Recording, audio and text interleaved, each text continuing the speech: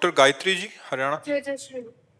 श्री हरिवंश महाराज जी। महाराज जी, जिंदगी में हमेशा जिस वस्तु की चाह की या कोई कामना की, हमेशा उससे निराशा ही मिली। फिर भी किशोरी जी की कृपा से मन नहीं हटा, मन में एक ही निराशा रही। ऐसे में निराशा रहना चाहिए या भगवान उसे हम आपको सही बताए, ये एक बाजार है, हम खुल के आपको बात कह रहे हैं। संसार एक बाजार है, यहाँ तुम्हें जो कुछ चाहिए तुम्हारे पास माल होना चाहिए। खुली बात है, तुम्हारे केवल चाहने से नहीं मिल जाएगा। तुमको चाहिए अमुक सुख, तो उतनी तपस्या, उतना भजन, उतना साधन होना चाहिए। इसमें श्रद्धा और विश्वास मत खो देना भक्ति का कि हम तो भगवान के मंदिर गए, मनाया, हमारा काम नहीं बना। नहीं बनेगा। ये बाजार है, मेरे मालिक की दुकान में है सबका जीवन खाता। जैसा जैसा कर्म करोगे वैसा वैसा फल आपके सामने आएगा। अब आप मांग रहे हो हीरा जवाहरात का हार और आपकी जेब में नहीं है 100 रुपया, तो मजाक के पात्र तो बनोगे ही। हमारी बात समझना। अगर हमको जो वस्तु चाहिए उसके लिए हमारे अंदर भजन, व्रत, तपस्या, ये हमारे पास धन होना चाहिए। हमें लगता है कि भगवान की शरण में हो जाए और भगवान से प्रार्थना कर दे कि मुझे मांगना ना आए, ऐसी कृपा कर दो कि ये मांगना मिट जाए। अब वो चाहे दे के मिटा दो या ज्ञान दे के मिटा दो। छोटी छोटी बातें मत मांगो। हम बड़े बादशाह के सामने अगर जाएं तो हम मांगने की जब बात सोचेंगे तो हम अपनी औकात से मांगेंगे।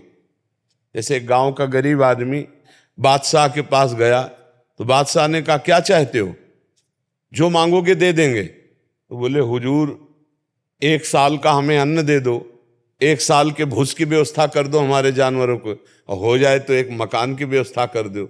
तो उनका ठीक है ऐसा कर दो। और अगर वो पलट के बोल देता कि हुजूर हम क्या मांगे, आप ही दे दो, तो वो अपनी स्थिति से देता। वो इतना देता कि जीवन भर वो निहाल रहता, क्योंकि वो 1 साल का भूस और अन्न नहीं देता, क्योंकि वो बादशाह है, वो अपने हिसाब से देता। तो हम तो घाटे में हो जाएंगे जो भगवान से मांग लेंगे, क्योंकि हम भगवान से क्या मांगेंगे। आप खुद देख लो, जो मांगने वाले हो क्या मांग सकते हो आप। हमें सुंदर पति दे दो, और ये चंद दिनों की हैं, शरीर छूटा सब छूट जाएगा, ये किसी काम के नहीं। और भगवान से ये मांग लो कि मेरा मांगना ही मिटा दो, चाहे दे के मिटा दो, चाहे ज्ञान दे के मिटा दो। बढ़िया बात है। नैराश्यम परमम सुखम, आशा ही परमम दुखम, नैराश्यम परमम सुखम। जो भोगों से आशा की जाती है यही दुख प्रदान करता है। निराश हो जाओ भोगों से और आशा भगवान की प्राप्ति की करो, अभी सुखी हो जाओगे। बड़ी कृपा है जो हमारी आशा भगवान ना पूरी करे, क्योंकि हमारी आशा पूरी होती जाएंगे, हम फंसते चले जाएंगे। जय हो मंगल भवन प्रभु, आप हमारी आशा पूरी मत करना, आप हमको वही देना जिससे आपका भजन न छूटे, आपका भरोसा ना टूटे।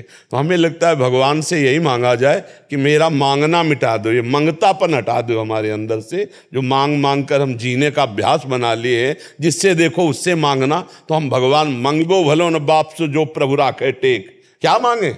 तुम जगत के पिता हो, जगत के मालिक हो, आप जानते हो हमें क्या चाहिए। जो चाहिए वो पूरा करो, नहीं इच्छा है तो ना पूरा करो। हम आपका भजन करते हैं आपसे प्यार करने के लिए, आपको पाने के लिए, आपके विधान में राजी होने के लिए। मेरे अनुकूल भोग मिल जाए तो तुम्हारी जय, और मेरे अनुकूल भोग ना मिले तो बोले श्रद्धा नहीं रही, ये भक्ति नहीं होती।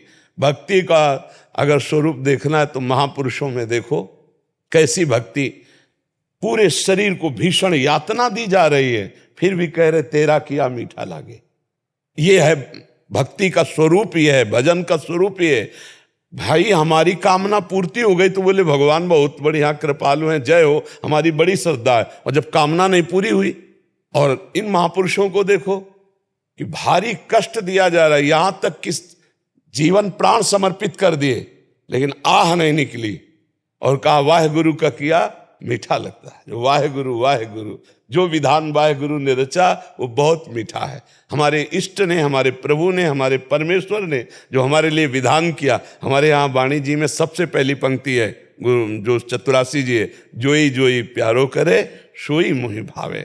मेरे प्यारे जो करते हैं मुझे बहुत अच्छा लगता है। फिर हम प्रभु के प्रति श्रद्धा करके नाशवान विषय मांगे तो बहुत घाटे का विषय है, प्रभु के ऊपर छोड़ दें आप। और वो कह रहे हैं अनन्यश्चिन्तयन्तो माम ये जनाः पर्युपासते तेषां नित्याभियुक्तानां योगक्षेमं वहाम्यहम्।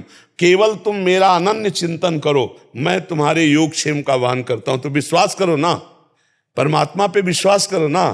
योग कहते हैं अप्राप्ति की प्राप्ति कराना, और क्षेम कहते हैं प्राप्ति की रक्षा करना। वो जिम्मेवारी लेते हैं।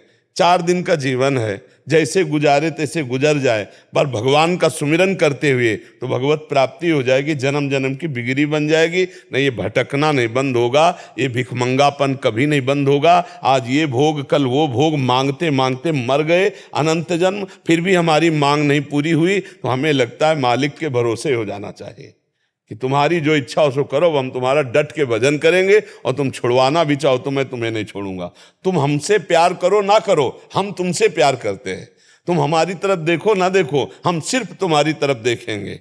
ये प्यार का विषय, ये भक्ति का विषय है कि आप हमारा तिरस्कार करो, आप हमें मत देखो, आप हमें ना प्यार करो, तो भी मैं आपकी तरफ देखूंगा, आपसे प्यार करूंगा, आपको नहीं छोड़ सकता। ऐसा भक्त माया पर विजय प्राप्त कर लेता है। नहीं तो कभी कभी ऐसी जीवन में परिस्थितियां आती कि भजन करने वाले को इतना पीड़ा, इतना कष्ट, ऐसी परिस्थिति आपको देखने को मिलेगी। पाप करने वाला बड़ा कार में चल रहा है, उन्नति में है, और एक सही ढंग से चल रहा है, तो उसके ऊपर इतनी विपत्तियां हैं, तो आपको फिर परिणाम में संशय हो जाएगा, क्या भक्त को ऐसा कष्ट मिलता है? पापियों को तो देखो जुखाम भी नहीं हो रहा, और भक्तों को ऐसा कष्ट। तो ये भ्रम मत पड़ना, भक्तों का आखिरी हिसाब किताब हो रहा है, और वो अपने मालिक के पास जाके रहेंगे। ये बार बार जन्मेंगे मरेंगे, ये बार बार दुख भोगेंगे, उनका आखिरी हिसाब है। इसलिए हमें लगता है चाहत करो तो भगवान की प्राप्ति की चाह करो, और अगर चाह ही करनी तो भगवान से कह दो मेरी चाह मिटा दो। चाह मिट जाए, इससे बड़ा कोई महापुरुष नहीं। कोई चाह नहीं, कोई चिंता नहीं। चाह मिटी चिंता मिटी, मनुआ बेपरवाह, जिनको कछु न चाहिए वो सहन के सा। जा ही न चाही कबों कछु, तुम सन सहज सने, बसो निरंतर तासुर सो राउर निजगे। परमात्मा उसी के हृदय में प्रकाशित हो जाता है जहां कोई लौकिक चाह नहीं रह जाती। जी आरजू जी, नोएडा। श्री हरिवंश महाराज जी। महाराज जी, जैसे आप श्री बताते हैं कि प्रणव का उच्चारण अपने मुख से नहीं करना चाहिए जब तक गुरु से ना मिला हो। महाराज जी, मैं जिन लोगों से को जपने या बोलते देखती हूँ तो उन्हें मैं मना करती हूँ कि गुरुदेव से मिला होना चाहिए, इसके बदले आप शाम सदाशिव जप कर सकते हैं। तो महाराज जी, मैं इस सलाह देने से कोई अपराध तो नहीं? बहुत अच्छा है, उचित सलाह है, ऐसा देना चाहिए। क्योंकि जो मंत्र हैं वो गुरु प्रदत्त ही होने चाहिए, तभी लाभ मिलता है। गुरुमुख की महिमा है, गुरुमुख की महिमा। अगर गुरु से मिला हुआ मंत्र आदि नहीं है तो वो प्रकाशित नहीं होगा। प्रकाश उसका फल यही होगा कि गुरुदेव मिलेंगे। पर जो वैदिक मंत्र हैं वो गुरुदेव से मिलने पर ही जपना चाहिए। नाम सबको ही जप सकता है, और नाम का फल होगा गुरुदेव का मिलना। और हो सकता है वही नाम गुरुदेव जब दे दे तो उसका चमत्कार प्रकट हो जाएगा। गुरुमुख से लिया हुआ नाम बहुत जल्दी सिद्धावस्था प्रदान करता है, इसलिए गुरु की बहुत महिमा है। मंत्र मूलम गुरु वाक्यम, गुरुदेव के श्रीमुख से निकला हुआ शब्द साक्षात ब्रह्म रूप है। विपिन अग्रवाल जी। सदगुरुदेव भगवान, आपके चरणों में कोटि नमन। गुरुदेव, गीता प्रेस से प्रकाशित एक पुस्तिका में पढ़ा था कि प्रभु मिलन की विरह की पीड़ा के सारे अशुभ और मिलन के सुख में सारे शुभ संस्कार नष्ट हो जाते हैं। सारे शुभ और अशुभ संस्कार नष्ट होने पर ही कर्म बीज शून्य होकर प्रभु की प्राप्ति संभव है। महाराज जी, इस पर आपका अनुभव जानना चाह रहे थे। देखो, एक सिद्धांत होता है शास्त्री, एक होता कृपा। समझ रहे? हम सब कृपा मार्ग के पथिक हैं। यहां का जो क्रम है, कृपा का क्रम, तो एक अध्याय है सेवकवाणी में अकृपा कृपा प्रकरण। एक अकृपा के सूत्रों का वर्णन है और एक कृपा के सूत्रों का वर्णन है। कृपा के सूत्रों के वर्णन में प्रारंभ होता है मुख वर्णत हरिवंश, चित्त नाम हरिवंश रति, मन सुमिरन हरिवंश, ये जो कृपा हरिवंश की, सब जीवन सो प्रीति, रीति निवाहत आपनी, श्रवण कथन परतीति। ये जो कृपा हरिवंश की, शत्रु मित्र सम जानि, मानि मान अपमान सम, दुख सुख लाभ न हानि, ये जो कृपा हरिवंश की, नित एक धर्मिन संग, रंग बढ़त नित नित सरस, नित नित प्रेम अभंग, ये जो कृपा हरिवंश की, निरखत नित्य विहार, पुलकित तन रोमावली, आनंद नयन सुधार, ये जो कृपा हरिवंश। देखो इसमें कहीं है ये हरिवंश कृपा से, मुख में नाम चित्त में रति, श्रवण कथन में प्रतीत, सब जीवों में भगवत भाव, रसिकों का संग, अभंग प्रेम, शत्रु मित्र सम सम, मान अपमान सम सम, लाभ हानि में सम, दुख सुख में सम। अब क्या हुआ? बोले हरिवंश कृपा से निरखत नित्य विहार, कृपा से सब परिवर्तित होता चला जा रहा है। बहुत ध्यान से अपनी वाणियों को पढ़ोगे तो आपको समझ में आएगा। कटे कर्म बंधन संसारी, सुख सागर पूरित अति भारी। यहाँ कहीं भी साधक नहीं।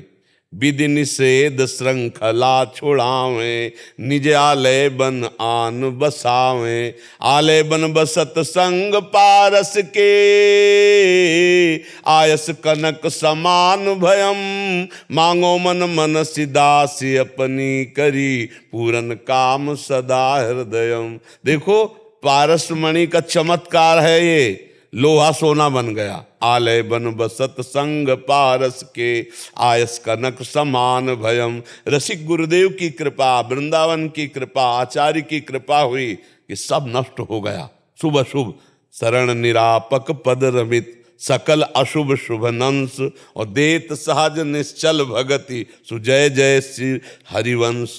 शरणागत प्रतिपाल आचार्य देव, सब शुभ अशुभ दुर्ग विध्वंस बल तब जयति जयति। यहाँ साधक नहीं, यहाँ आचार्य कृपा से, यहाँ कृपा से हो रहा है। सब क्षण में हो जाता है। हम इसीलिए कहा ये लिफ्ट का मार्ग है।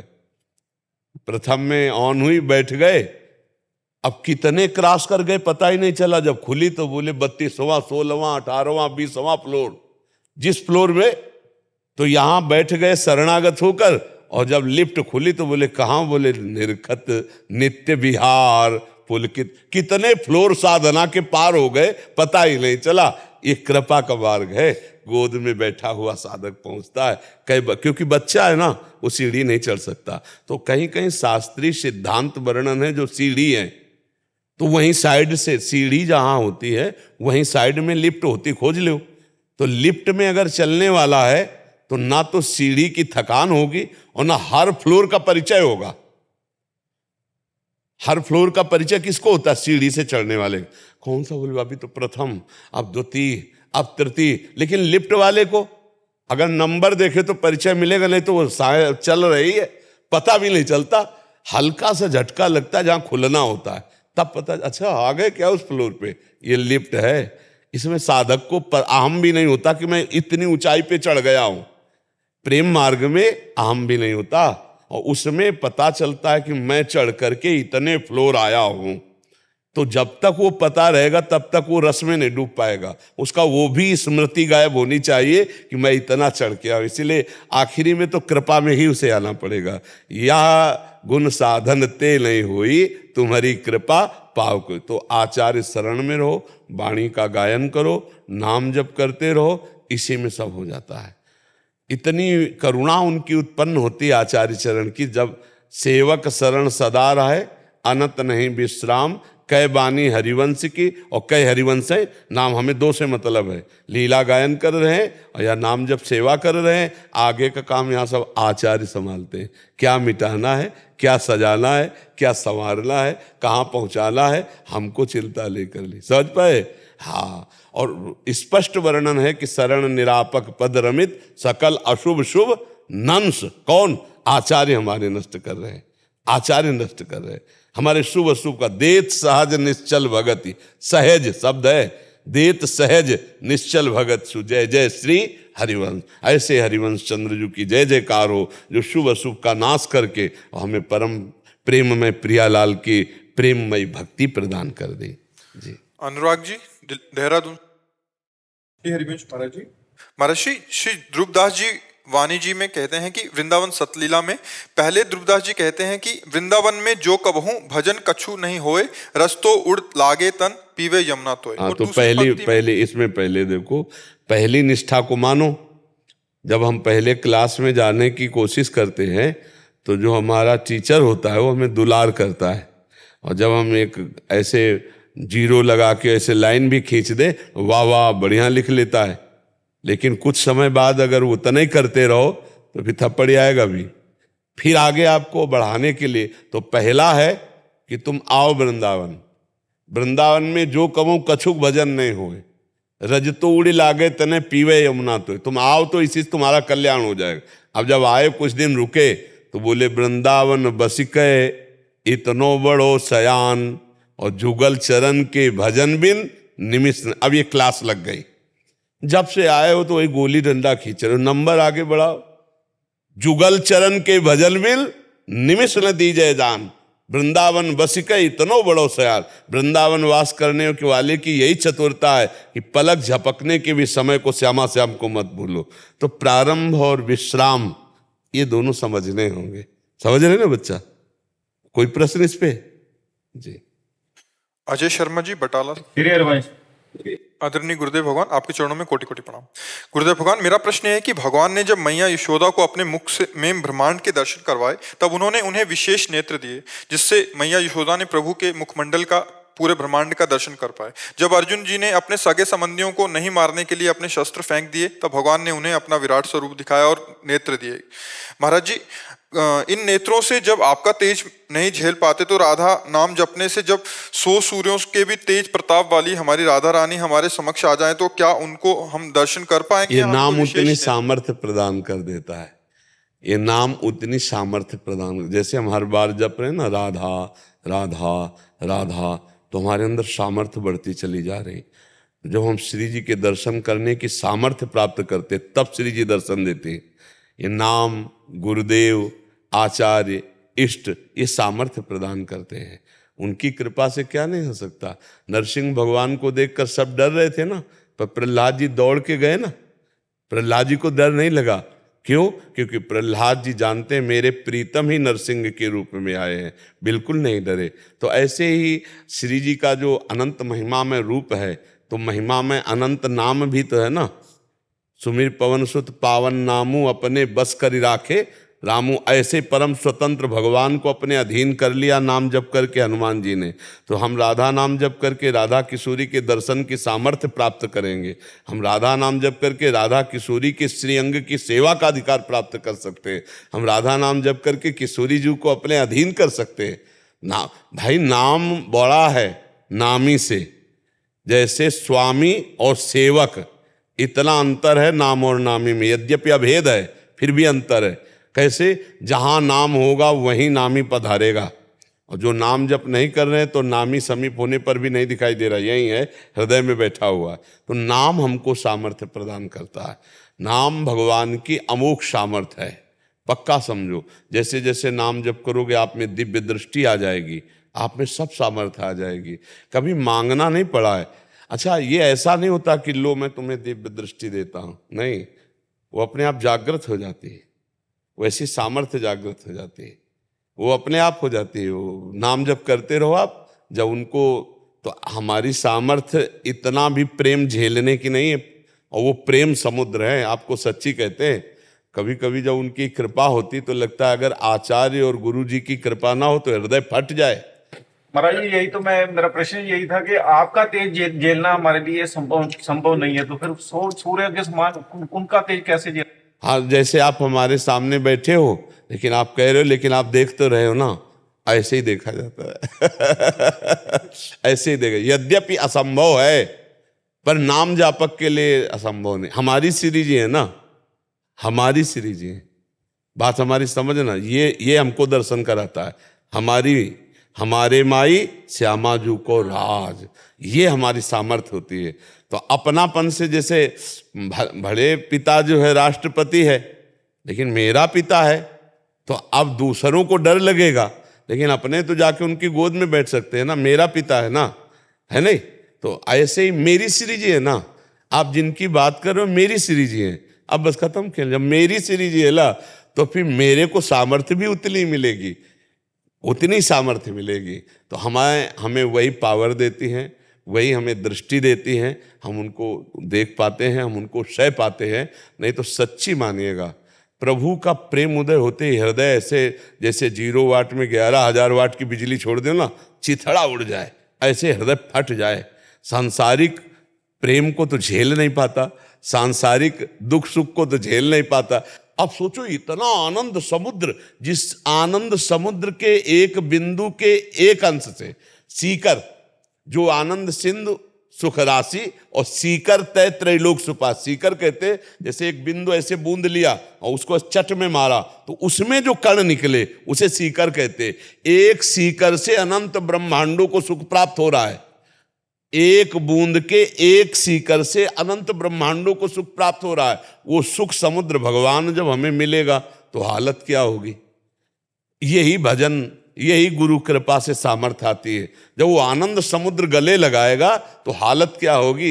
एक सीकर सुख में तो देख लो पूरा ब्रह्मांड फंसा हुआ है, और वो आनंद समुद्र जब सामने हो फिर हालत क्या हो। ये गुरु कृपा, ये गुरु मंत्र, ये नाम जप, ये बल प्रदान करता है।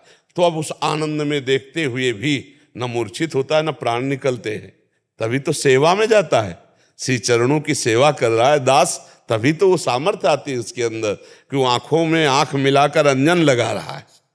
नहीं, जब श्रृंगार करते हैं अपने इष्ट का तो सब श्रृंगार करने का सौभाग्य मिलता है। दर्शन की तो बात जाने दो, सब सेवा का सौभाग्य प्राप्त होता है रसिकों को। ये नाम मंत्र में बहुत दम है, बहुत सामर्थ्य है। नाम मंत्र कभी निष्फल नहीं होता, अपार सामर्थ्य। और देखो हम कहीं ना कहीं भूले हैं, जब हम देह भाव में हैं तो हम मनुष्य हैं, लेकिन स्वरूप भाव में देखो तो हम परमात्मा के अंश हैं। नहीं, या फिर मानते नहीं हम। हाँ, इसीलिए भ्रमित हो चुके हैं। और अब अध्यात्म सुन सुन करके तो पता चल ही जाएगा, फिर धीरे धीरे मानने लगेंगे। देखो सुना जाता है, सुनते सुनते जब बहुत बार सुना जाता है तब मन में आ जाता है। नहीं, बहुत मान रहे हैं, हजारों लोग गलत आचरण छोड़ रहे हैं, गलत नशा छोड़ रहे हैं, तो धीरे धीरे उनको समझ तो आ ही रही है कि यार ये गलत है, ये सही है। तो धीरे धीरे ये भी समझ जाएंगे कि शरीर छूटेगा, यार शरीर तो मैं नहीं हूं, मैं तो अविनाशी हूं। जो मैं जागृत में वही मैं स्वप्न में, वही मैं सुषुप्त में। तो ये अवस्थाएं तो शरीर के, लेकिन मैं दृष्टा हूं। अगर इतना ज्ञान धीरे धीरे बढ़ जाए तो जीवन मुक्तता की तरफ हम चल दें। तो आप आनंदित रहिए, नाम में बड़ी सामर्थ्य है, वो सब सामर्थ्य दे देंगे। काजल जी, राधे राधे महाराज जी। महाराज जी आपके चरणों में कोटि कोटि प्रणाम। महाराज जी, मेरी जिंदगी में एक ही परेशानी है, शरीर के संबंधियों की बातें सुनकर मेरे मन में जलन पैदा होती है, जिस कारण मैं राधा नाम की जगह उस इंसान के बारे में सोचकर अपना समय व्यर्थ कर देती हूँ। कृपया महाराज जी मेरा मार्गदर्शन करें कि मैं उस समय देखो, हृदय को आनंदित रखने के लिए राग और द्वेष, अगर अध्यात्म की जगह में आकर यहाँ प्रश्न किया है तो यहाँ आध्यात्मिक उत्तर मिलता है। राग और द्वेष ये दो ही बहुत बड़े बंधन हैं। व्यक्ति, वस्तु, स्थान की अनुकूलता में राग और प्रतिकूलता में द्वेष होता है। चाहे वो वस्तु हो, चाहे व्यक्ति हो, चाहे स्थान हो, पदार्थ हो, जो हमारे अनुकूल होता है उसमें राग हो जाता है, और जो प्रतिकूल होता है द्वेष होता है। और राग द्वेष में फंसने वाला आवागमन चक्र में ही फंसा रहता है। हमें चाहिए कि जिनके प्रति हमारा द्वेष होता है उनमें हम भगवत बुद्धि करें। भगवत बुद्धि के बिना इस द्वेष को मिटाया नहीं जा सकता। जो हमारे प्रति प्रतिकूल व्यवहार करे उसके प्रति भी हम यदि अनुकूल व्यवहार करते हुए भगवत भाव रखें तो हमारा हृदय भगवान की प्राप्ति के योग्य हो जाता है, आनंद की प्राप्ति के योग्य हो जाता है। नहीं तो फिर चिंतन तो उसी का होता है, राग और द्वेष का। ऐसा नहीं कि केवल प्रतिकूल ही चिंतन होता है, अनुकूलता का चिंतन होता है, राग का चिंतन होता है, प्रतिकूलता का चिंतन होता है, द्वेष का चिंतन होता है, लाभ का, हानि का, मान का, अपमान का, दुख का, सुख का। यही तो द्वंद्व है। और जो द्वंद्वों में फंसा हुआ है वो अगला द्वंद्व है जन्म और मरण। बार बार जन्म, बार बार मरण। अगर जन्म मरण रूपी द्वंद्व से मुक्त होना चाहते हो तो राग और द्वेष का त्याग करो। किसी में भी राग नहीं, सब भगवान के स्वरूप, किसी में भी द्वेष नहीं। हाँ, अजात शत्रु वही कहलाता है जो भगवान का भक्त होता है। और जो भगवान का भक्त होता है वो अजात शत्रु जिसका दुश्मन कोई पैदा ही नहीं हुआ, सब में अपने प्रभु को देखना। उमा संत कहे यही बड़ाई, मंद करत जो करे भलाई। संत हृदय वही है जो बुरा करने वाले पर भी मंगल भावना करे। ऐसे हम जलते रहेंगे चिंतन करके द्वेषात्मक, तो भजन की तो बात जाने दो, और नकारात्मक सोचे आना, और ऐसी नकारात्मक सोच आएंगी कि फिर भगवान से भी अश्रद्धा होने लगेगी। इसलिए सावधान हो जाए। जो हमारा बुरा सोचता है तो उसका बुरा अपने आप हो जाता है। उमा क्षमा श्रापो ते भारी, अपने कर्म जाय अपकारी। हमको उसका मंगल मनाना है जिससे हमारा मंगल हो जाएगा। हमको उसमें भगवत भाव करना है जिससे हमारा हृदय शीतल हो जाएगा, प्रसन्न हो जाएगा। और सच्ची मानिए सब में भगवान है, इसमें कोई अंतर नहीं। तो हम भगवत भाव करें। अगर भगवत भाव से चिंतन करने लगे, ये आदमी ऐसा, अरे इसमें भी प्रभु है, ये ऐसा, तो इसमें भी प्रभु है। क्योंकि ज्यादातर संबंधी ही होते हैं आसपास और उन्हीं के प्रतिकूल आचरण होते हैं। तो उनमें अगर हम भगवत भाव कर लें तो जगत में तो भगवत भाव कर ही लेंगे। अगर अपने संबंधियों में भगवत भाव नहीं कर पाए तो हमें लगता है चाहे मंदिर जाओ और चाहे वृंदावन आओ, वो लाभ तो नहीं मिलेगा जो आपको सब में भगवान देखने पर लाभ मिलेगा। क्योंकि राग द्वेष बना रहा तो यहाँ भी आपको दोष दर्शन होगा, वृंदावन में भी सब जगह निर्दोष स्थिति थोड़ी तुम देख पाओगे। कहीं ना कहीं दोष दर्शन करोगे, फिर और अपराध बन जाएगा और शांत हो जाओगे। तो नाम जप करो, सब में भगवत भावना करो। जब चिंतन हमारा द्वेषात्मक होने लगे तो सोचो हे भगवान करुणा करो, मुझे सामर्थ्य दो, आप इस शरीरधारी के अंदर हो, बस मुझे यही दिखा दो, यही भावना पुष्ट कर दो। ये बाहरी क्रियाएं देखना अज्ञान है, कारण तत्व को देखना है ज्ञान। कारण सबके श्री प्रभु हैं, श्री गोविंद हैं, श्री हरि हैं। उसी हरि को देखो तो ये गलत चिंतन जो होकर के द्वेष भाव बनता है इसका नाश हो जाएगा। अन्यथा ये हमें परेशान कर देगा, पूरा जीवन अशांत हो गए। पक्का समझिए, जो दूसरों की गलतियों को ध्यान में ला करके जलता रहता है तो पूरा संसार ऐसा है कि हमें प्रतिकूलता ही मिलती चली जाएगी। हम कब तक जलेंगे? थोड़ा हमें विवेक धारण करना है, अपने को जलन से बचाना है, क्योंकि हमारा जीवन आनंद के लिए मिला है। और ये आनंद है क्या? हम देख देख के जल रहे हैं, सोच सोच के जल रहे हैं। अरे तेरे भावे जो करे भलो बुरो संसार, नारायण तू बैठ के अपनो भवन बुहार। अपने हृदय को आनंदित करने के लिए सब में भगवत भाव करो। अध्यात्म से तो यही उत्तर है। और व्यवहार में है कि भाई जिनसे नहीं पटती अलग हो जाओ, चिंतन करके जलने की जरूरत क्या है। पर अध्यात्म अलग होने की बात नहीं। अध्यात्म कहता है कि विचार से अलग हो जाओ। जो आपके अंदर वो अशुद्ध द्वेषात्मक विचार, उसको त्याग दो, आनंदित हो जाओगे, कोई परेशानी।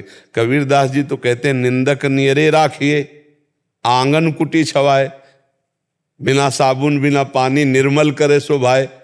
जो हमको निंदा करते हैं, जो हमसे द्वेष करते हैं, वो हमको और उन्नति में पहुंचाते हैं। पर ये समझ में नहीं आता है अज्ञान होने का, इसलिए हम खुद द्वेष करने लगते हैं और उनकी निंदा करने लगते हैं। तो ऊंचाई की जगह हम नीचाई में पहुंच जाते हैं, हमारा हृदय जलने लगता है। साधो निंदक मित्र हमारा, जो हमारी निंदा करता है हमारे सारे पापों को नष्ट कर देता है। तो हमारी बुराई करने वाला, हमसे द्वेष करने वाला, हमारे निंदा करने वाला हमारा बड़ा हितकारी है।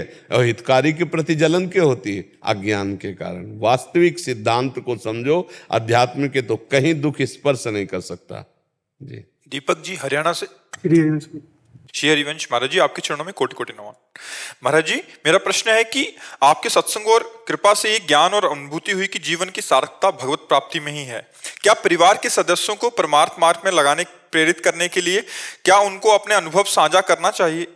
हाँ, यदि वो सात्विक और आस्तिक हैं तो अपनी बात करनी चाहिए। अगर वो नकारात्मक सोच वाले हैं, हमारी बात का उपहास कर देंगे, ठुकरा देंगे, तो अभी इतने परिपक्व नहीं हो कि तुम्हारी भक्ति को ठुकरा दिया जाए और तुम्हारी भक्ति बढ़े।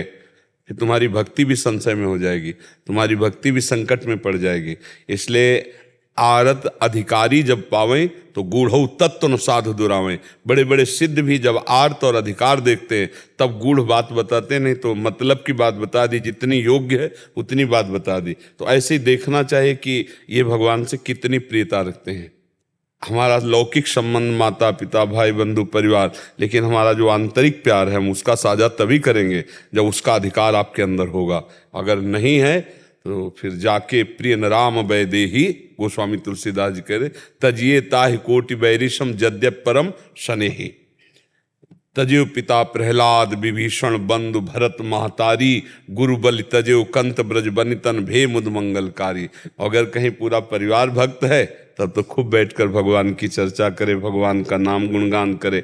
और अगर ऐसा लगता है कि हमारे भाव से विरुद्ध है तो अपने भाव को गुप्त रखकर उनके कर्तव्य का पालन करे, माता पिता परिवार उनका सेवा करे और अपने भाव को गुप्त रखे, अपनी भक्ति को प्रकाशित न करे, नहीं तो बाधा खड़ी हो जाएगी। वो उपहास करेंगे, वो बार बार विरोध करेंगे तो अपने मन में जो भक्ति का उल्लास वो क्षीण हो सकता है, क्योंकि इतनी परिपक्व भक्ति बिरले किसी में होती है कि विपरीतता और विपत्ति और दुख में भक्ति का नया रंग चढ़े, उत्साह चढ़े। ये तो किसी बिरले, अनुकूलता सुख सम्मान में तो चढ़ सकता है, लेकिन प्रतिकूलता दुख अपमान में भक्ति का रंग क्षीण होने लगता है कमजोर भक्त में।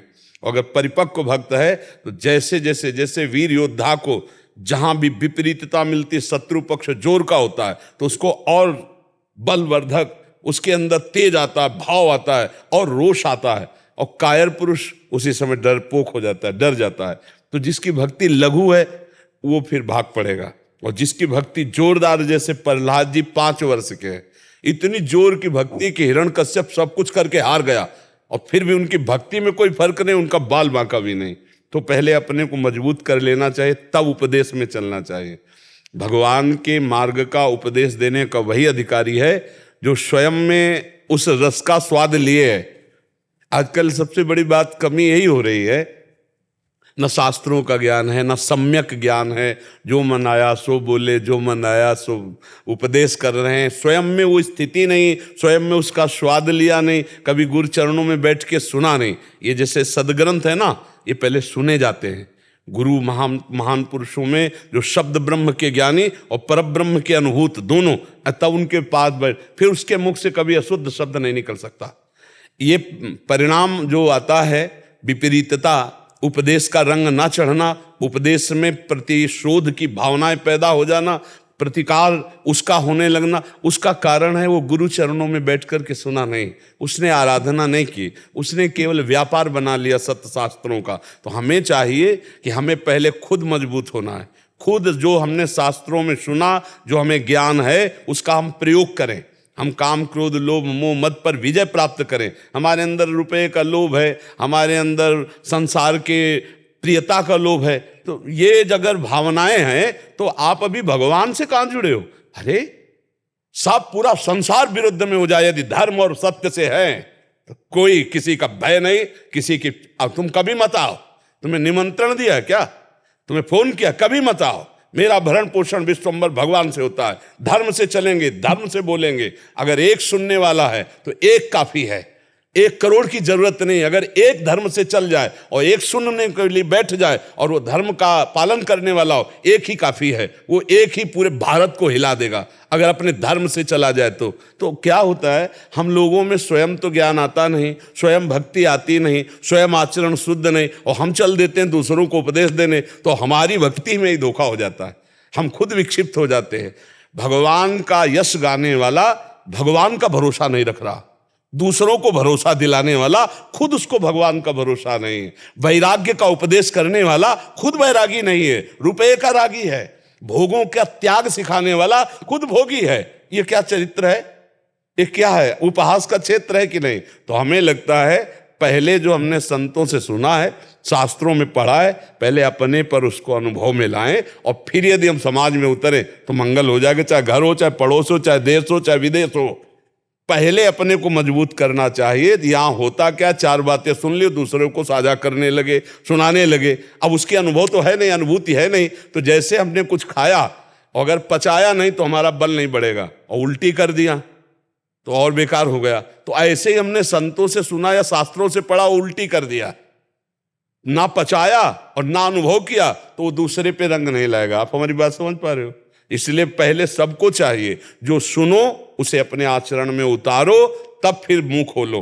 तो दूसरे के हृदय की ग्रंथि का तुम भेदन कर दोगे। और अगर स्वयं में नहीं मुक्त हुए, स्वयं में भजन नहीं, स्वयं में कुछ अनुभव नहीं, तो भाई इधर उधर की बस बातें होती हैं और उनमें कोई लाभ नहीं होता, कोई लाभ नहीं होता है, किसी को भी लाभ नहीं होता है। आध्यात्मिक लाभ तो हो ही नहीं सकता है। जो स्वयं में अध्यात्म लाभ नहीं लिए है वो दूसरों का अध्यात्म लाभ दे ही नहीं सकता है। आप ऐसे समझो, हम कई बार बताया, जैसे भोजन बनाने की प्रक्रिया आप YouTube से पढ़ लो, लेकिन आप कभी बनाए ना हो, आप उसी को उपदेश कर दो तो आपका चेहरा बताएगा कि तो आपने स्वाद नहीं लिया है। अगर आपने बना के पाया फिर आप उपदेश करोगे तो आपका चेहरा बताएगा कि ये स्वाद युक्त बोल रहा है। ऐसे ही भगवदानंद पढ़ लिया ग्रंथों से और दूसरों को छाप मार के उपदेश दे दिया तो चेहरा बताता है, उसके शब्द बताते हैं कि ऊपर ऊपर निकल रहे हैं, ये डूबे हुए नहीं है, ये अनुभूत शब्द नहीं है। तो उपासक को चाहिए कि पहले जो सुना उसका साक्षात्कार करो, फिर दूसरे को उपदेश दो। तो अपने में देखे क्या भक्ति ऐसे रंग में आ गई कि मेरा पूरा विश्व अगर विरोध करे तो भी मेरी भक्ति पे फर्क ना पड़े। मैं आपको उपदेश करूं, आपका मंगल चाहूं, आप मेरा अपमान करें फिर भी मैं आपका मंगल चाहूं। ऐसी क्या भक्ति में रंग आ गया है? अगर आ गया है तो उपदेश देने की जरूरत ही नहीं पड़ेगी। आपके दर्शन से, आपके स्पर्श से, आपके संकल्प से परिवर्तन होना शुरू हो जाएगा, क्योंकि आप उसी परिवार में रह रहे हैं, उसी घर में रहे। पहले अपने को भजनानंदी बनाओ, अपने को निर्विकार बनाओ, अपने को भगवान के प्रेम रंग में रंगो। ये आध्यात्म उन महापुरुषों का है जिन्होंने, नरसिंह मेहता जी, काछ वाच मन निश्चल राखे धन धन जननी तेरी दे। जो वाणी का पक्का वही मन में चल रहा है, जो वाणी में है और वही आचरण में है। जो सधुवई भाषा में कहते हैं लंगोटी का पक्का, मन का पक्का, वाणी का पक्का, वही अध्यात्म को जानता है। जो कंचन कामनी कीर्ति इन पर विजय प्राप्त करता है वो अध्यात्म को जानता है, और जो जानता है वही जना पाता है बिना अनुभव। इसीलिए तो कहते वाणी निकलते ही पता चल जाता है कि ये केवल ये बौद्धिक स्तर, और बौद्धिक स्तर भी इतना प्रवीण नहीं है कि कम से कम क्या हम बोल रहे हैं, लाखों लोग सुन रहे हैं और सब तालियां बजा रहे हैं। आजकल पता नहीं कौन सा ये रिवाज चल गया है कि जहां सत्संग हुआ मतलब तुम्हारे सत्संग का मजाक उड़ाया जा रहा है। नहीं उड़ाया जा रहा है, अगर सत्संग है तो गंभीर हो जाया जाता है। सत्संग सुनने के बाद एकाग्रता, उदासीनता बढ़ती। ये ताली बजाने की क्या जरूरत है? सत्संग में भगवत महापुरुषों के बीच में जब चर्चा, ये नहीं ताली कैसे बजा? कोई नेता का भाषण हो रहा है क्या? नेता का भाषण में बजाओ। अब वो साधु बोल रहा है अपना अनुभव, आप तालियां बजा रहे हो, मतलब क्या मतलब? तालियां नहीं बजाओ, उदास हो जाओ कि ये जो कह रहे हो मेरे जीवन में नहीं, कब आएगा? मैं अपनी कामनाओं को कब समेट पाऊंगा? मैं अपनी गलतियों को कब? उसमें ताली बजाने का विषय आता है। तो इसलिए उपदेश देना, दूसरों को भक्त बनाने की चेष्टा करना तब करे जब पहले स्वयं खा ले, तब दूसरों को चखाने की कोशिश करे। ये ऐसा मार्ग है। सांसारिक भोजन दूसरों को पवा के पावे, लेकिन अध्यात्म में पहले खुद अनुभव कर ले, तब दूसरों को पवाने की चेष्टा करे। शुभम शर्मा जी लुधियाना से। राधा वल्लभ श्री हरिवंश महाराज जी। श्री हरिवंश महाराज जी, आपके चरणों में कोटि कोटि प्रणाम। महाराज जी, आपने कहा था कि जब दिल और दिमाग सही निर्णय न ले पाए उस समय आध्यात्मिक गुरु की शरण लेनी चाहिए। महाराज जी, मुझे खुद कोई समस्या नहीं है अब, क्योंकि आपसे जाना कि हमारा पूर्व कर्म होता है जिसके कारण हम बार बार असफलता मिलती है, उसको मिटाने के लिए केवल हरि भजन ही आसरा है। परंतु महाराज जी, मेरी असफलता से मेरे पारिवारिक जन दुखी हैं, मुझसे अब ठीक से बात भी नहीं करते क्योंकि मैं बार बार असफल होता हूँ। मुझे समझ नहीं आ रहा कि एक तरफ भगवान इतनी कृपा कर रहे हैं, संत समागम दिए, हर एक महीने धाम आ रहा हूँ, और एक तरफ बार बार असफलता। ये कैसा विधान है, कैसी लीला? इनको मैं खुशी रहूं कि हर महीने धाम आ रहा हूं, या दुखी हूं कि बार बार असफल हो रहा हूं? असफलता और सफलता दोनों में सम लाना अध्यात्म के साधक का लक्षण है। सुख दुखे समय कृत्वा लाभा लाभो जया जयो। अगर अध्यात्म का बल लेना है तो ये बात समझनी पड़ेगी, कोई न कोई कर्म हमको असफलता प्रदान कर रहे हैं, और परिवार के जन हमारे पर स्वार्थ प्रेम करते हैं, उनका आध्यात्मिक प्रेम नहीं है। पढ़ लिख करके लड़का उन्नतिशील हो तो हमारी सुविधाएं जो चाहिए वो मिलेंगी, और पढ़ लिख कर फेल हो रहा है तो पैसा हमारा ऊपर से खर्चा हो रहा है और सुविधा का तो कोई जुगाड़ है नहीं, इसीलिए सब विपरीत हो जाते हैं। ये मतलब संसार में बच्चा असलियत में कोई प्यार नहीं करता, अपने स्वार्थ के लिए ही प्यार करता है। अगर हमारा स्वार्थ पूर्ण ना हो तो फिर वो प्यार नहीं करेगा। जैसे कोई कितना भी पति से प्यार करते हो और पति असमर्थ हो जाए, फिर उसका प्यार बना रहे, तब तो वो पतिव्रता, तब तो वो प्यार उसका बंधनी। लेकिन ऐसा नहीं देखा जाता। पत्नी कितनी भी सुंदर सुशील हो, अपने अनुकूल, अपने सुख की बात, और अगर वो बीमार हो गई, असमर्थ हो गई, लकवा मार गया, फिर पति प्यार करे? वैसे नहीं करेगा। ऐसे कितने उदाहरण हैं हर संबंध में। जब तक हमारा स्वार्थ किसी से पूर्ण होता है तब तक वो हमारा प्यारा, और जब वो स्वार्थ लायक नहीं रहता तो फिर कोई प्यार नहीं करता। इसीलिए हमें लगता है माता पिता में भगवत बुद्धि करके उनकी सेवा करो। परिवार तुमसे नफरत करे तो कोई बात नहीं, और प्रयासरत रहो। 100 बार हारने पर भी एक बार ऐसा चांस आएगा कि आप जीत जाओगे। ऐसा नहीं कि प्रारब्ध हर बार असफल करता रहेगा। महाराज जी, पिताजी ने गुरु वरण करे होंगे, उनके शायद से उपदेश लिया हो उन्होंने, तो वो जो है जब उन्होंने उपदेश लिया था तो उन्होंने वो शराब पी थी। मैंने आपको सुना था, जब पहले मैं उनको शराब दिलवाता था, चलो पी लो आप, मैंने आपको सुना कि गलत है तो मैंने बंद करी। छोटा भाई शराब पिलाता हूँ, बोतल आके देता है, करवाता है, मैं वो करता नहीं हूँ। और आज जितने मेरे भाई बहन सब सेटल हो गए, मैं आज भी वहीं पे खड़ा हूँ, मैं बढ़ ही नहीं पा रहा हूँ। मैं ऐसा कोई कार्य करता भी नहीं हूँ, कुछ भी मैंने आज तक कभी कोई नशा नहीं करा, कुछ भी नहीं करा। एक बार शुरुआत की थी पिताजी को देखकर, क्योंकि उन्होंने गुरु वरण करा हुआ है, तो उनका हम पे इम्पैक्ट पड़ेगा। आपको सुन के मैंने शराब छोड़ दी है, मैंने कुछ नहीं, मैंने शुरू भी नहीं की थी, शुरुआत होते ही मैंने अंत कर दिया आपको सुन के। वो अभी भी पीते हैं। माता जी को मैं यहाँ पे लेके आया था, सत्संग सुनाया आपका, कोई सुन भी नहीं पा रहा आपको प्रॉपर्ली। और मैं उनको बता, तो देखो महाराज जी क्या कर रहे हैं, वो नहीं सुन पाते। तो महाराज जी मैं क्या करूँ, मैं कोशिश कर रहा हूँ, वो दुखी हो रहे हैं मुझसे। देखो, धर्म मत छोड़ना बच्चा। ये असफलता और सफलता 4 दिन की है। निरंतर असफलता रहे ऐसा असंभव, ऐसा नहीं हो सकता बच्चा। अगर रात्रि होती तो दिन होता है, इंतजार करो। दिन है तो तुरंत रात्रि नहीं हो जाएगी, इंतजार करो। 24 घंटे के अंतराय में ये रात दिन दोनों आते हैं। ऐसे जीवन के अंतराय में कभी दुख आता है, असफलता आती है, तो एक दिन सफलता भी आती है। आप इंतजार करो, ऊबो मत। आप धर्म विहीन आचरण मत करो, धर्म विहीन आचरण करने वालों की निंदा मत करो। ये भी बात ध्यान रखो। अपने में श्रेष्ठता का भाव आता है तब दूसरों में निंदा का भाव आता है। हमें निंदा नहीं करनी, हाँ हमें उनका सहयोग भी नहीं करना गलत। वो कहे कि मांस खवाओ, मदिरा पिलाओ, नहीं करना है, हाँ करने दो, कोई बात नहीं है। उनको अगर जरूरत पड़े तो शुद्ध भोजन, वस्त्र आदि, उनकी चरण सेवा, उनके वस्त्र प्रक्षालन करना, ये कभी बंद मत करना। अगर अवसर मिले तो ये करते रहना। पर अब जैसे अशुद्ध ये तो अधर्म आचरण में सहयोग न करें, पापाचरण में सहयोग ना करे, और धर्म से चलो बच्चा। धर्म से चलने वाला थोड़े दिन दुख भोगता है, इसके बाद महान सुख को प्राप्त होता है। इसलिए धैर्यवान रहना। देखो, स्वयं धर्मराज युधिष्ठिर महाराज को 12 वर्ष का वनवास और 1 वर्ष का अज्ञातवास, लेकिन अंतिम में सिंहासन पर महाराज युधिष्ठिर ही बैठे। धर्म थोड़ा कष्टप्रद लगता है लेकिन विजयी धर्म होता है। अधर्म थोड़ा सुखद लगता है। यद तज्ञे विस्म्यु परिणामे अमृतोपमम्। जो धर्म है वो प्रारंभ में विष जैसा लगता है, परिणाम में अमृत जैसा। और जो अधर्म है तो ये तज्ञे अमृतोपमम् परिणामे विस्म्यु। शराब पीना, बेविचार करना, ये अमृत जैसा लगता है लेकिन इनका परिणाम बड़ा भयंकर होता है। धर्म में प्रारंभ विष जैसा लगता है, ये बड़ा कठिन है, लेकिन उसका परिणाम बड़ा अमृत में होता है। तो तुम जो बता रहे हो कि जैसे मार्ग में चल रहे हो, तो ये अमृत का मार्ग है बच्चा ना। मृत्युर्मा अमृतम गमे। डरो मत, झुको मत, टूटो मत। कल आएगा ऐसा, हमारे वचन याद कर लो, कल ऐसा आएगा कि आप खुद अपने अनुभव उपदेश में दोगे। आप दुखी मत हो। ऐसे सबके जीवन में होता है। नहीं, अब हम अपने जीवन की गाथा बताने लगे तो आपका जीवन क्या है? अरे आपको तो कोई बोलने वाला है ना। हमारे पास तो कोई पानी देने वाला नहीं था, बोलने वाला नहीं था, 1 रुपया नहीं था। मांगे तो भोजन मिले, वो भी मिल जाए तो मिल जाए, नहीं तो ना मिल जाओ, किडनी फेल। सोचो उस, और पूरा जीवन बचपन से भगवान के मार्ग में।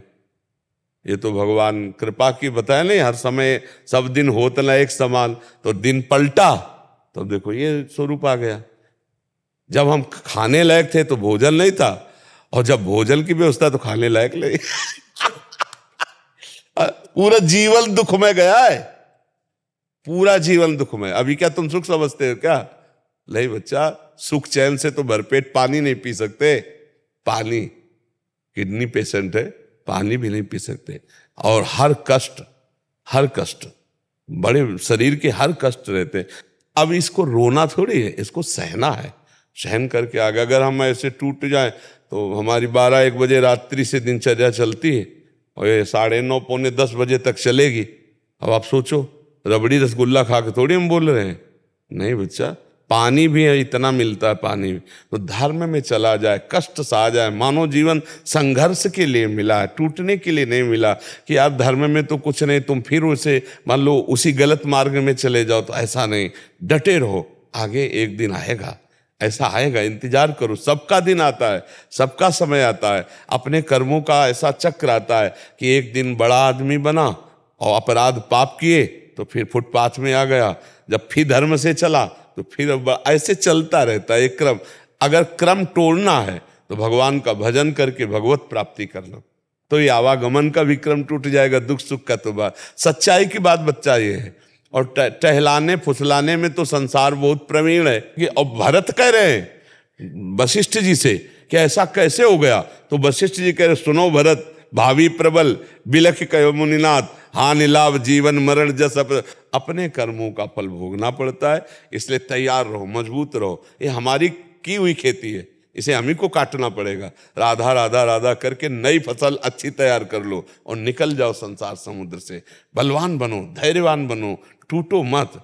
जिसने गरीबी का कष्ट सहा, संकट सहे, वही आगे जाकर के उन्नति को प्राप्त होता है। आप देख लो, मतलब चरित्रों को देखो आप।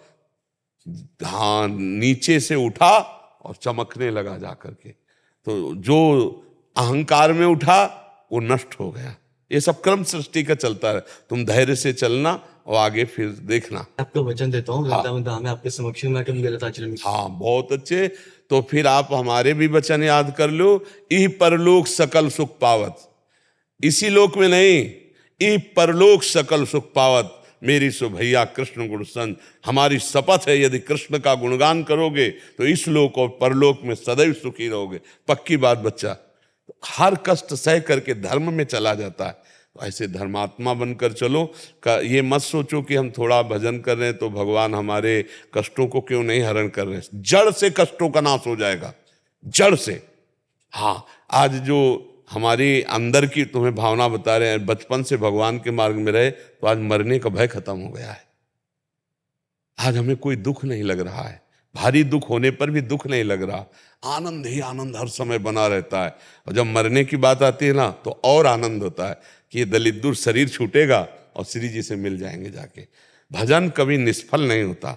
भजन एक बार राधा कहा, ये तुम्हारे उस समय काम आएगा जहां कोई काम नहीं आएगा। विश्वास कर लो हमारी बात को। कभी निष्फल मत हो, सदैव दूसरों का हित करो, दूसरों का मंगल करो, भगवान का नाम जप करो और स्वयं कष्ट सह जाओ तो महान बन जाओगे, महान बन जाओगे। हमारी बात को समझ लीजिए। हाँ, विक्की जी। राधे राधे। राधे राधे महाराज जी, आपके चरणों में कोटि कोटि प्रणाम। महाराज जी, इस शरीर की पत्नी का ट्यूमर के कारण 3 बार ऑपरेशन हो चुका है, इसलिए मन में बार बार एक प्रश्न आता है कि अगर सब कुछ प्रारब्ध के हिसाब से होना है तो डॉक्टर के पास ही क्यों जाएं? क्योंकि उससे हमें और दुख होगा ना। हमारा पैसा खर्चा होगा, हम दवाइयाँ लेंगे, बार बार परेशानियां भोगेंगे, तो उसमें भी प्रारब्ध तो क्षय हो रहा है। तुम नहीं जाने की बात सोचोगे, तुम्हें जबरदस्ती जाना पड़ेगा, जाना ही पड़ेगा। क्योंकि तुम्हारा पैसा खर्चा होने का भी तो दुख होना है, तुम्हारी दवाइयाँ लगने का भी तो दुख होना है। बार बार ये करवाओ, MRI करवाओ, अल्ट्रासाउंड करवाओ, CT स्कैन करवाओ, इतना रुपया, इतना डॉक्टर की फीस, ये दुख कहाँ से भोगोगे? तो भोगना तो दुख है ना। और अगर कहीं उसका सौभाग्य आता है कि इतने प्रारब्ध से सब मिट गया और ठीक होने का आता है, तो सुख का आगे के आ जाएगा। और नहीं आता है तो बार बार उसको भोगना पड़ेगा। अवश्य में भोक्तव्यम कृतम कर्म शुभाशुभम, भोगना पड़ेगा। अगर आप कह दो कि मैं नहीं जाऊंगा तो जबरदस्ती प्रारब्ध तुम्हें ले जाएगा, क्योंकि पैसा भी तो खर्चा होना है, तो तुम्हें बार बार भटकना भी तो है डॉक्टरों के पास, तुम्हें इंतजार भी तो करना है, तुम्हें दवाइयों को खवाना है, इसके बाद लाभ नहीं मिलना है, फिर दुख भोगना है, क्योंकि हमारा प्रारब्ध। इसीलिए हम कहते हैं होश में कर्म करो। अब लोग तो समझते नहीं है। बकरा भून के खा रहे हो, मछली खा रहे हो, नाना प्रकार के जीवों को कष्ट दे रहे हो। अब मनुष्य शरीर मिला है तो हिसाब किताब तो तुम्हारा होगा। अब पूर्व जन्म का हिसाब भोगना ही पड़ेगा। 10-10 साल मुकदमा चल जाते हैं, केवल 10-10 साल, और इसके बाद सजा होती है। सजा से ज्यादा मुकदमा में वो भोग चुका है जेल बंद होकर के, आप यहीं के कानून को देखो तो बड़ा कानून है हमारे भगवान का, बड़ा हिसाब किताब है। कोई भी बिना प्रारब्ध के दंड नहीं भोग सकता है। अब जैसे हम जा रहे हैं, अब सामने वाला जरा सा धक्का लग गया, हमें गाली देने लगा, मारने लगा, तो हमें लगता है कि वो हमारे साथ अन्याय। सच्ची समझो, ये घटना हमारे प्रारब्ध ने घटाई और भोगना पड़ेगा। अब जो हम इच्छा करके नए पाप करते हैं वो बंद कर दे और प्रारब्ध को हम नाम जप करते हुए सह ले, तो आगे की फसल बहुत बढ़िया होगी। मान लो तो कल्याण हो जाएगा। क्यों भाई? आप इसमें समझो, पैसा खर्चा होता है ना, आपका भटकना होता है ना, बार बार जाना, इसमें दुख नहीं होता। तो वो प्रारब्ध क्षय हो रहा है कि नहीं? प्रारब्ध ही तो है उसका। हाँ, प्रारब्ध का। भीष्म जी 6 महीना बाणों की सैया पे रहेला, भोगना पड़ेगा। इसलिए धैर्य रखो, धैर्यवान बनो, भगवान पर श्रद्धा रखो। हमसे बहुत बड़े बड़े पाप हो चुके, गलतियां हो चुकी, उनके सुधार करने के लिए मानव जन्म मिला है। अगर आप कह दो कि अरे तो सब, तो फिर भोगो, फिर भोगो। खेती तुम्हें दे दी गई है, बोना तुम्हें, क्या बोते हुए तुम्हारे ऊपर छूट है। ये कर्म भूमि में तुम्हें मानव जन्म दे दिया गया। तो अगर श्रद्धा करोगे तो ये जन्म तुम्हारा जैसा दुख सुख का गया, लेकिन आगे बढ़िया बन जाएगा। आगे बना लो। बहुत बहुत मतलब आप इसमें समझने की जरूरत है, इसमें समझने की जरूरत है। हम आप आज स्त्री पुरुष बने हैं, लेकिन कल हम लोगों ने बहुत पाप किए हैं, तो उनका दंड बचपन से लेकर अभी तक देखो हमको भोगना पड़ रहा है। इसलिए बहुत सावधान होकर के कर्म करना चाहिए। इसलिए हमें लगता है कि भोग जो हमारे प्रारब्ध के हैं वो आएंगे, वो दौड़ाएंगे, वो परेशान करेंगे। बहुत परेशानी होती है, बहुत परेशान। यहाँ नहीं ठीक हो गए, वहाँ जाओ, उस अस्पताल जाओ, वहाँ। अब वहाँ गए तो जितने कागजात हैं वो सब रिजेक्ट, अब उनके अलग हैं। अब वहाँ जांच करवाओ, कितने पैसा जांच में लगते हैं, आदमी बर्बाद हो रहा है। दवाई से ज्यादा आदमी बर्बाद हो रहा है जांच में, नहीं जांच है। अब पहले था नाड़ी पकड़ी या ऐसे दवाई, अब तो जरा भी कहीं कुछ है तो जाओ MRI करवाओ, CT स्कैन करवाओ, अल्ट्रासाउंड करवाओ, और इतने प्रकार की खून की जांच करवाओ कि गरीब आदमी तो जांच ही भर में परेशान हो जाए, दवा तक तो पहुंचे नहीं, डॉक्टर की फीस और जांच। अब ये सब प्रारब्ध ही भोग है।